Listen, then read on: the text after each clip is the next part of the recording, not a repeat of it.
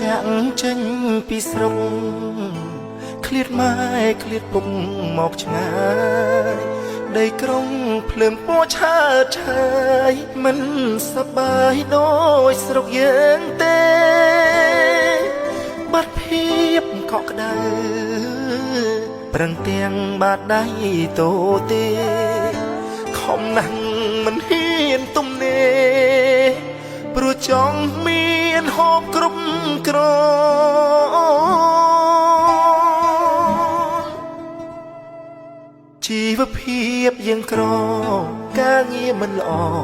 រៀនមិនបានខ្ពស់គ្មានទ្រព្យគ្មានទាំងសាំងយូមួយរស់សឹងតែមិន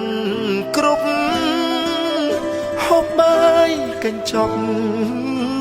តែងព្រឹកទៅហូបដល់យប់បើថ្ងៃ